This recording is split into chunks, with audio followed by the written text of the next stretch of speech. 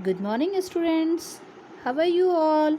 I hope you all are fit and fine at your home.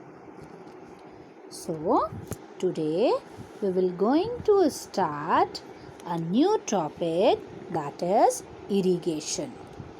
Okay? What do you mean by irrigation?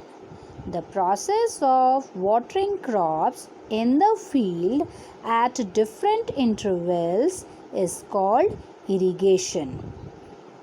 Means irrigation crops को water देने की, पानी देने की एक ऐसी प्रोसेस है जहाँ पर कुछ निश्चित समयावधि के बाद पौधों को पानी दिया जाता है. Okay, in India farmers can not depend on rain for irrigation because it may not rain when the crops require water. To get a good produce, crops need to be irrigated properly. Means Bharat में किसान irrigation के लिए पूरी तरीके से बारिश पर depend नहीं करते हैं. क्यों? क्योंकि कई बार ऐसी भी कई क्रॉप्स हैं जो कि रेनी सीजन में नहीं होती. पिछली कक्षाओं में हमने पढ़ा ना about the rabi and kharif crops. Okay, so the time and frequency of irrigation differs from crop to crop and soil to soil. The various sources of irrigation are wells, ponds, tube wells, lakes, river, canals and dams. Okay, if we just go for this slide, so what is written here? All living beings need water to live. Water is important for proper growth and development of flowers. Okay, a very good point is here, students. Okay, just try to mark this. What they are saying? Water is important for proper growth and development of flowers and fruits. है ना? क्या बोला गया है कि पौधों में पर्याप्त मात्रा में पानी की ज़रूरत होती है ताकि उनके फूल, फल और बीज सही तरीके से विकसित हो सकें. Water is absorbed by the plant roots. Along with water, minerals and fertilizers are also absorbed. पानी के साथ साथ प्लांट मिनरल्स और फर्टिलाइजर्स को भी एब्जॉर्ब करते हैं. ठीक है. Plant contain nearly 90% water and water is essential because germination of seeds does not take place under dry condition. Okay, so to break the dormancy, अब dormancy मतलब क्या? dormancy किसी भी पौधे का इनएक्टिव पीरियड है. तो इनएक्टिव पीरियड किस कंडीशन में होगा? Seed is the dormant state of a plant. ठीक है. बीज को हम क्या कह सकते हैं? डॉर्मेंट स्टेज होता है बीज किसी भी पौधे का. तो बीज को अगर आप पानी नहीं दोगे तो नया पौधा कैसे बनेगा? ठीक है. तो सीडलिंग के ग्रो होने के लिए पानी बहुत ही असेंशियल होता है. देखो यहाँ लिखा है ना, यहाँ लिखा था हमने water is essential because germination of seed does not take place under dry conditions. Okay, now move to the next slide. What next slide is saying? The supply of water to crops at different intervals is called irrigation. The time and frequency of irrigation varies from crop to crop, soil to soil and season to season. है ना? मतलब क्या कि पानी की supply किस पौधे को कितने पानी की ज़रूरत है ये क्रॉप टू क्रॉप और soil to soil and season to season vary करेगा. समझ रहे हैं आप इस बात को कि अगर गेहूँ और धान यानी पैडी राइस इन दोनों के लिए पानी की ज़रूरत, पानी की आवश्यकता अलग अलग है. एक को ज़्यादा पानी चाहिए और एक को कम. दोनों के सॉइल टाइप का डिफरेंस और सीज़न का डिफरेंस. यही वो 3 पैरामीटर हैं, कौन से? Crop to crop, soil to soil and season to season. ये वो 3 फैक्टर हैं जिसके कारण इरिगेशन पैटर्न अलग अलग फॉलो करा जाता है। ठीक है, चलो नेक्स्ट स्लाइड में देखते हैं। नेक्स्ट स्लाइड में क्या दिया है? Sources of irrigation we already learn in our book that wells, tubewells, ponds, lakes, rivers, dam and canals. These all are sources of what? These sources of irrigation. Okay, fine. Move to the next slide. Okay, now methods of irrigation. How many types of methods? So here 2 types of methods are there, traditional method and modern method.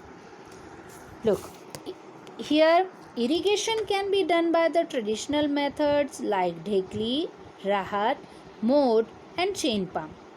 In these methods, water available in wells and canals is distributed in the fields by using cattle or human labor.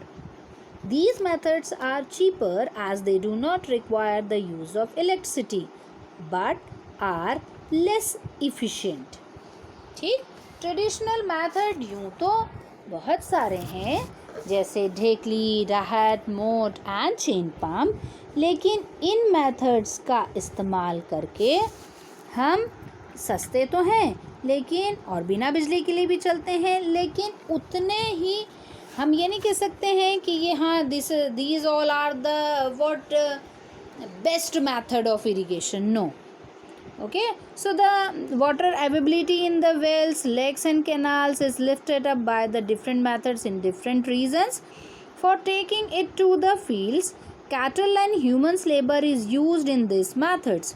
जानवर और इंसान दोनों का इस्तेमाल करा जाता है किसमें? ट्रेडिशनल मेथड्स में. So these methods are cheaper, सस्ते हैं, लेकिन इनकी इफ़िशेंसी, इनका जो प्रभाव है वो उतना अच्छा नहीं होता है. ओके, यहाँ पे हमें दिया गया है मोट एंड चेन पंप सिस्टम. ठीक है, आपकी बुक में पिक्चर दी हुई है बेटा, आप जरा ध्यान से देखेंगे. अगर इसको मैं जूम करूँ तो ये जो पहली पिक्चर है ना, ये पिक्चर है किसकी? मोट की. कौन सी? मोट. मोट, ये वाला मोट, ये है ना. क्या है मोट की स्पेलिंग? MOAT. ठीक है, मोट. और मोट का ही दूसरा नाम क्या बताया हमने आपको? मोट का ही दूसरा नाम है पुली सिस्टम. ठीक है, चलो अब नेक्स्ट स्लाइड की ओर चलते हैं. नेक्स्ट स्लाइड क्या है? नेक्स्ट स्लाइड देखें. Traditional method of irrigation, pumps are commonly. Irrigation में अब हम कहाँ आ गए? मॉडर्न मेथड्स में आते हैं. ट्रेडिशनल तो हमने पढ़ लिए. अब क्या दिया है देखिए, pumps are commonly use to lifting water. Diesel, biogas, electricity and solar energy is use to run this pumps. Just see, these are different types of motors. Pump हैं ये, है ना. अब मॉडर्न मेथड में जब आएंगे आप, तो मॉडर्न मेथड में हम सिंचाई के लिए, इरिगेशन का मतलब होता है सिंचाई, तो सिंचाई के लिए हम क्या कर रहे हैं? इन मशीनों का इस्तेमाल करेंगे. ये मशीन में क्या इस्तेमाल करेंगे हम? अलग अलग मोटर्स. ठीक है, चलो अगली स्लाइड देखते हैं. ठीक है, अब ये मॉडर्न मेथड में हम क्या कर रहे हैं? These modern methods of irrigation are more efficient than the traditional method. In this method, water is equally distributed to all parts of the field. These methods are generally aimed at conserving water. Some of most commonly used modern methods of irrigation are as follows. Like what? Sprinkler system and drip system. Okay, चलो अब हम देखें. पहला है sprinkler system. This system is more useful on the uneven land where sufficient water is not available. अब हमें समझना होगा कि हम किस तरह की क्रॉप फील्ड में किस सिस्टम का इस्तेमाल करेंगे. ठीक है, हम स्प्रिंकलर सिस्टम का इस्तेमाल किस तरह की ज़मीन में कर रहे हैं? अनइवन लैंड, जहाँ की ज़मीन कैसी होगी? ऊंची नीची होगी। ठीक है, अगर ज़मीन ऊंची नीची होगी तो वहाँ पे पानी का इक्वल डिस्ट्रीब्यूशन नहीं कर पाएंगे हम। इसीलिए ऐसी जगहों पर स्प्रिंकलर सिस्टम का इस्तेमाल करा जाता है। ठीक है, स्प्रिंकलर यानी समझ रहे हैं आप? स्प्रिंकलर यानी जैसे फव्वारे होते हैं ना बेटा, वो देखो, इसको मैं जूम करके दिखाती हूँ आपको। देखो, ये देखो, दिख रहा है? ऐसे छोटे छोटे पाइप लगे हुए हैं। देखो, ये पाइप है ना, ये ये इस तरीके से दिख रहा है आपको, ये ऐसे लगे हुए हैं, ये ऐसे, और इनसे ना ऐसी छोटी छोटी ब्रांचेस निकली हुई हैं ऐसे, और यहाँ से और इससे ऐसे ऐसे पानी निकल रहा है। ठीक है, देखो यहाँ पे ऐसे ऐसे, यहाँ पे अलग कर दिया ऐसे, फिर यहाँ से निकल रहा है पानी ऐसे ऐसे ऐसे। आ रहा है समझ में? तो इस तरीके से क्या हो रहा है? स्प्रिंकलर यानी छींटे हैं ये पानी के सब।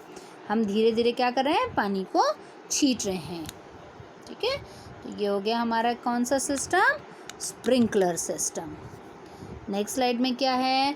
The perpendicular pipes having the rotating nozzles on the top are joined to the main pipeline at regular intervals. When water is allowed to flow through the main pipe under pressure with the help of a pump. ठीक है, क्या बोला गया है? मैंने आपको दिखाया ना अभी थोड़ी देर पहले। यहाँ पे क्या है? परपेंडिकुलर पाइप्स हैं। ये रहे हमारे परपेंडिकुलर पाइप्स। अभी पिछली स्लाइड में आपको दिखाया मैंने। अब उसमें क्या बोला? परपेंडिकुलर पाइप्स होंगे। ये रहे हमारे सारे पाइप्स, और इन पाइप्स में क्या क्या लगी है? एक रोटेटिंग नोजल लगी हुई है। ठीक है, एक ऐसी नोज़ल लगी हुई है जिसमें क्या होंगे? छेद हैं। ठीक है, ऐसे ऐसे उसमें छेद बने हुए हैं। अब वो नोज़ल जब रोटेट करेगी यानी घूमेगी जब, तो क्या होगा? पानी भी क्या होगा? छिटकता चला जाएगा। ठीक है, आ गया होगा आपको समझ में ये मेरे ख्याल से, है ना, स्प्रिंकलर सिस्टम। अब चलते हैं drip system. In this system, the water falls drop by drop just at the position of the roots. So it is called drip system. क्या बोला गया? क्योंकि इस सिस्टम में पानी बूंद बूंद गिरता है। कहाँ पर? पौधे की जड़ों पर, रूट्स पर।